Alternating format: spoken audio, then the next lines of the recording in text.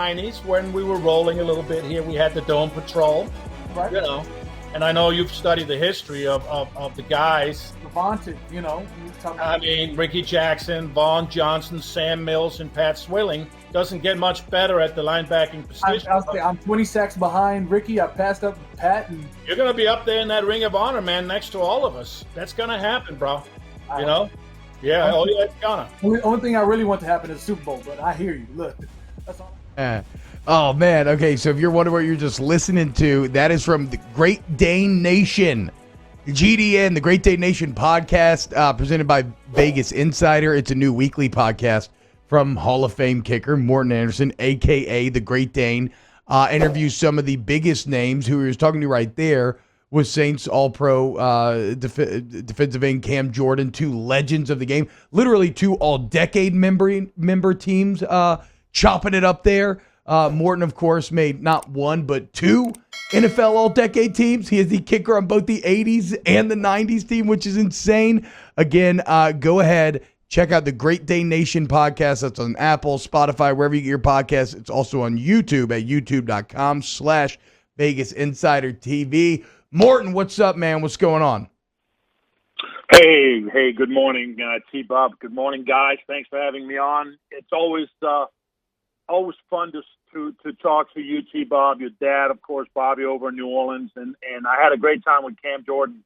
Such a positive dude, and we were doing the level up, his dance after his sack dance. He was teaching me, and he made a gif out of it, and I checked it out. Leveling up, man. I'm rolling. I mean, my hands are rolling instead of like leveling up. I'm almost like doing the hokey pokey. It didn't look right, man. I apologize. When we tweet out the interview, we will attach the GIF. We'll let the people judge. I thought you pulled it off pretty well, all things considered. For those that don't know, Morten, my old man, our boys, my dad has very few friends. Morten would be at the top of that list. Morten, I mean, just talk to me more though about the Great Dane Nation podcast, real quick, because I mean, you talked to. You've had Archie Mann on there, Emmitt Smith, Joe Namath, Dick Butkus. I mean, the biggest names. And now in Cam Jordan, another guy who, I mean, I said it was all-decade member to all-decade member. It could eventually one day, last night's conversation, be another Hall of Fame to Hall of Fame conversation. What's it been like getting to get involved and speak with all these different athletes? It's been awesome. And, Cam was the 25th show we've done. We started back in September of last year. My first guest, as you mentioned, was Archie Manning. And what they all have in common, man, is that they come from a place really, most of them, wasn't a great start, but because they had some ability and they had a great will and stubbornness and good mentorship, everybody without exception talks about coaches and parents and grandparents and people that influenced their life, and when they could have taken a wrong turn, the football and the sports helped them, and the mentorships and the guidance helped them. And then to get to that highest level and have a bust in Canton, Ohio, of course, you got to be a unique dude. You got to be somebody who's willing to go places other people are simply not willing to go. So the conversations I have with him, and maybe the advantage I have is that I played the game for 25 years, and there's a level of trust. There's a level of trust between us so that they open up a little bit more and give me some of those gold nuggets, some of those morsels that you may not hear from a regular, and I no disrespect to a regular journalist, but let's face it, if you've been in the locker room, if you have skins on the wall, you have some street cred with these guys. It does help, and it disarms them. It lets them. It also gets inside like the game. I was interested. I talked to Emmitt Smith, and I asked him two questions about his run. I said, well, one big question. What are your favorite two runs? Well, I don't know how many people ask him that question. I thought that'd be interesting to find out how the leading rusher in the history of the game, when he was standing in the huddle and that play was called, he was licking his chops.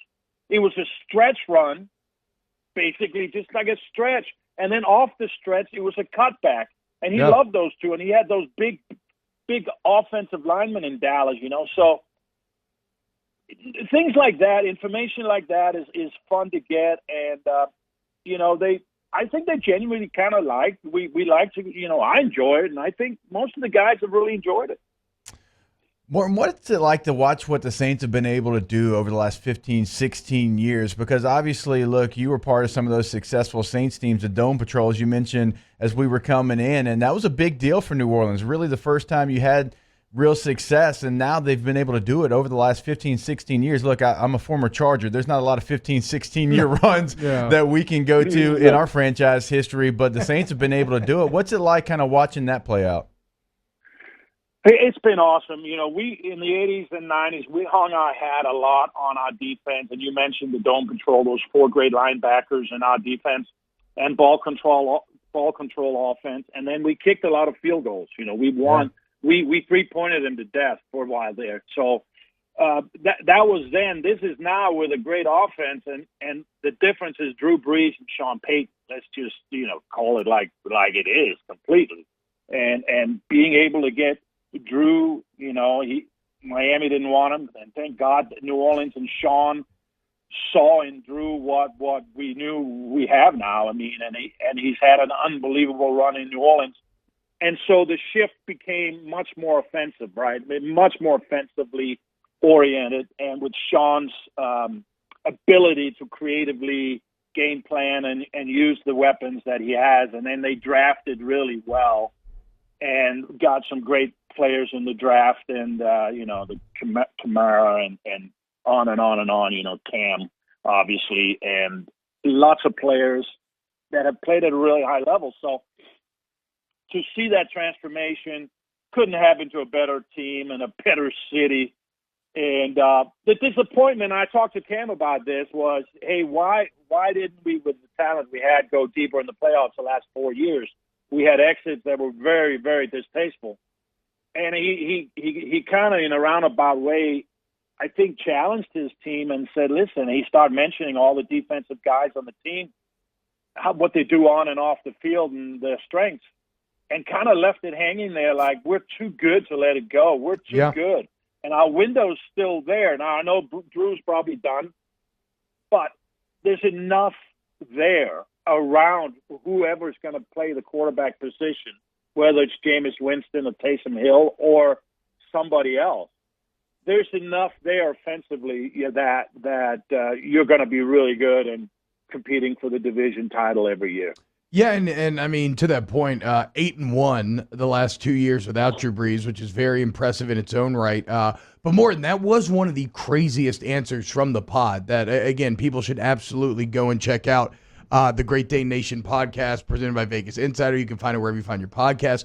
But we played it during headlines. I mean, you asked Cam about who's next, and you kind of said Taysom Hill, and he kind of almost like cut you off, like, you mean like Jameis Winston? I mean, it feels like, did that not feel like Jameis Winston? It seems like maybe the locker room and the coaches seeing him as the next guy. That was surprising to me. I didn't, and I didn't see that coming, and there was actually, and you're right, it almost seemed like that's Cam's opinion, right? And then he also added later on, it's above his pay grade to make the final decision. And I understand that. He's hedging his bet. I get it. It was interesting. I was talking to Troy Aikman. I had him on last week, and Troy had a production meeting with Sean Payton, whom, by the way, will be on in 2 weeks. Okay, there you go. The Great Dane Nation Podcast. So I talked to Troy. He said that had Drew retired a year earlier, in other words, last year before this year, they were seriously considering Tom Brady to come in. Yeah. That would have been an interesting, thing. Yeah, maybe, who knows if maybe the Saints would have been lifting a second Lombardi there. But it's all good. Like, Drew had earned the benefit of the doubt. But what do you think, Morten? If you were a betting man, you would place a bet that Drew will not be the quarterback next year. Yes, I think he's done. But again, that's above my pay grade too, and he's still on the contract. There we go. Right? He's still on the contract. Taysom Hill, Jameis I don't believe he's under contract. No. He's going to be a free agent, but they want to get something done. So the two guys right now under contract, Drew Brees and Taysom Hill. So take that for what it's worth, and we'll see where it goes. I mean, there's some pretty good talent in the draft too. So do you think maybe the Alabama kid falls down the road and falls to this? I don't know. I don't know what's going to happen, but it's fun to speculate and play what if, right? Morten, I always love asking Hall of Famers this question because I don't even know what I would do if I had a gold jacket. I'd probably wear it to happy hour or something. But I've got to know, like, what situations do you like to pull it out? Because it's like the ultimate flex to have a Hall of Fame jacket. I mean, there are so few of those walking this earth. Do you have any situations you're like, yep, tonight's a Hall of Fame jacket night? I'm so skittish about it because, and I'll give you a reason why. I don't know how much time you have, but when I got my first Hall of Fame jacket, I had it on for less than an hour, and a lady, we were at an autograph session in Canton, Ohio.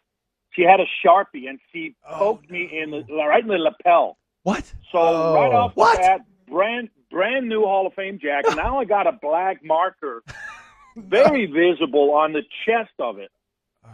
So I was kind of like, well, I mean, I'm not getting a new one right away. So I ended up smoking a cigar that night. I had a glass of red wine, spilled ashes, spilled red wine on it.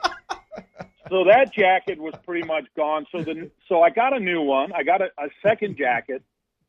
And I'm in the NFC Championship game against the Rams. I'm in the Superdome. I'm there with Jimmy Buffett. I'm there with some other people. We're watching the game, and it was so distasteful at the end. We all know how we got robbed. Yeah. But I'm up in the VIP kind of in the suites and making my rounds, just saying hi to fans and stuff.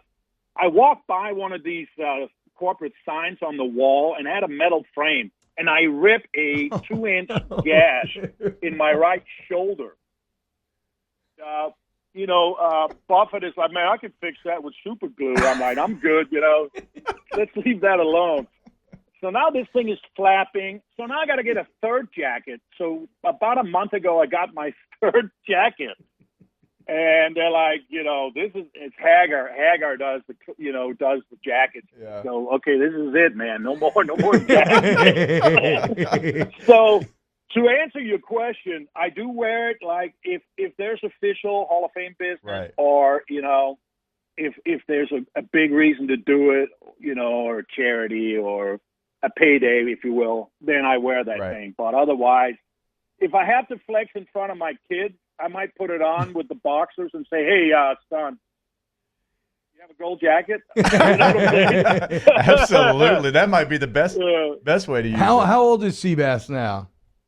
So Seabass is a junior at Michigan State. What? He's 21. And then Aiden just made the golf team at Buford High School. He's a sophomore in high school. So yeah, man, he's a junior at Michigan State, but he loves it. He absolutely loves it up there and loves the Spartans. And, we got a good basketball team, although we're struggling this year. We beat Illinois here the other day. So, hell yeah. Just a lot of fun. And, when I was talking to Cam, he's a father-son combination with Steve Jordan, who was a tight end for the Vikings for 14 years. And in my research, I found out that in the history of the game, you had about 227 father-son combinations. And I thought that was pretty cool. And I kind of went through the thing on our pod. Who would be your top 3 father-son combinations? And mine was, of course, the Mannings, but then the Matthew family. Oh, yeah. Clay Matthew, Bruce Matthew, and their sons. And then the Long family. Those are the 3 I came up with. I don't know if you guys have a play on that. Who your favorite father-son combos in the league would be? But I think you just gave us an excellent content idea, Morten. I was about to say, we'll steal that. You, man. We'll credit you for giving it to us. I could literally talk to you for hours, Morten, but we have to go. But I cannot thank you enough for coming on today. Great Dane Nation, presented by Vegas Insider, wherever you can find your podcasts.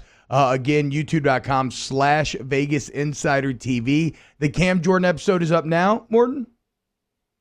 Yeah, it dropped yesterday at 5 p.m. Eastern. So every Wednesday at 5 p.m. Eastern, a new episode comes out. Boom. So there you go. And we love being with you guys, and be well and do good things for each other. Yes, sir. Absolutely. Thank you so much. And okay, there we go, Danny. Yeah, get the sexy pick up there. All right, when we get back here on OTB, we're going to close out hour number 1. Dr. Brown is going to update us on the Tiger Woods injury. So keep it locked right here on 104.5 ESPN.